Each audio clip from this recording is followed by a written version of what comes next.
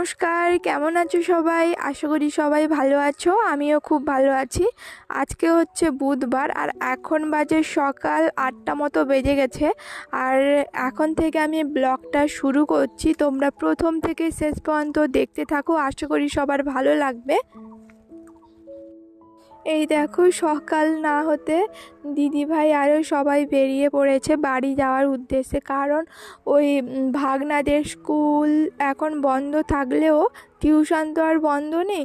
তো সেই কারণে সবাই বলছে আর থাকবো না, মানে একটা দিনই ছিল, তো বলছে যে থাকবো না, বাচ্চার স্কুল মানে টিউশনটা অফ হয়ে যাবে, আর যাই পরে আসবো।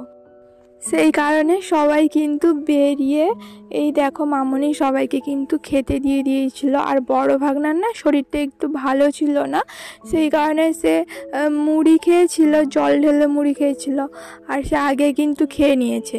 তো সেই কারণে আমি ছোটো ভাগনাকে বলছিলাম যে তুমি থেকে যাও, তোমার মামা আরও আসলে তোমাকে ছেড়ে দিয়ে আসবে না, সে কোনো মতেই থাকবে না।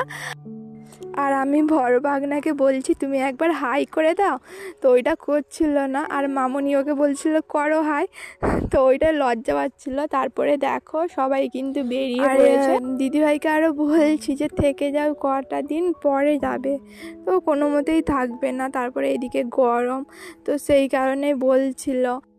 আর একটা সত্যি কথা বলতে, বাড়িতে যখন সবাই আসে না তখন কিন্তু খুব ভালো লাগে, খুব আনন্দ হয়।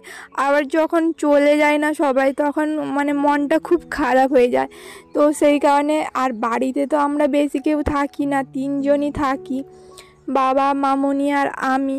তো সেই কারণে না, মানে আসলে একদিনও থাকে না, 1-2 দিন থাকে না, চলেই যায়। এই জন্য একটু ভালো লাগে না, মনটা খারাপ হয়।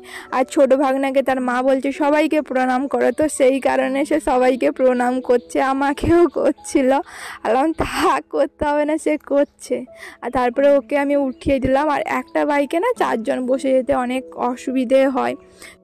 আর ছোটো ভাগনা চলে যাচ্ছে, আর দিয়ে টাটা করে সবাইকে চলে যাচ্ছে। আমরা সবাই দাঁড়িয়েছিলাম। তারপরে ওই বিকালের দিকে মামনি এই দিকে না আমাদের বাগানে কিছু মুগ না কি এইগুলো দেওয়া হয়েছিল, তো সেইটা মামনি কিন্তু গাছ থেকে তুলছে। মানে অনেক হয়েছে, মানে পেকে গেছে, মানে গাছ বেশি হয়নি, তো বসে মুগ না কি হয় ওইটা বেশি হয়েছিল, তো পোকা টোকা খেয়ে গেছে মুখে, ওইটা তুলছিল। তারপরে আমি লঙ্কা বাড়িটা যে দেখাচ্ছিলাম, এত পরিমাণে লঙ্কার গাছ হয়েছে আর পুরো পেকে গেছে, আর তোলা হয় না, তো গরমের জন্য পেকে যাচ্ছে। তো সেইটাই কিন্তু আমি গাছ থেকে পেকে যাওয়া লঙ্কাগুলো কিছু তুলছিলাম। আর পেঁপে গাছটাই দেখে যখন তাকাই আমি, এত সুন্দর মানে হয়েছে পেঁপেগুলো, অনেক বড় বড় হয়েছে, আরও বড় হয়। তারপরে না কটা মতো ঢ্যাঁড়স গাছ এমনি লাগিয়ে দিয়েছিল, তো সেইটাই ঢ্যাঁড়স গাছ দেখো এই ছোট ছোট কতগুলা হয়েছে।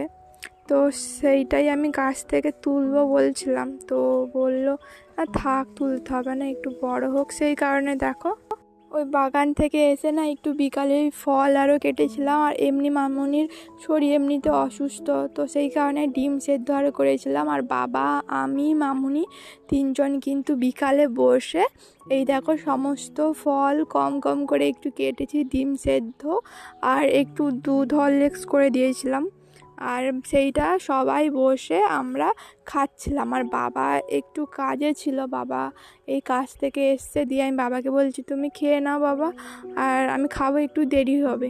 তো সেটা বলছে না, সবাই একসঙ্গে বয়স দিলেই খাবো, সেইটাই। আর বাবা আর মামনির জন্য একটু দুধে হরলিক্স করে নিয়ে দিব বলে সব কিছু করে নিচ্ছিলাম ওইটাই। আর বাবাকে ওই হরলিক্স দুধটা দিচ্ছিলাম, আর বাবা বলছিল খেতে। আমি বললাম আমি তো এমনিতে দুধ খাই না, আমার ভালো লাগে না, তো সেই কারণে আমি খাইনি।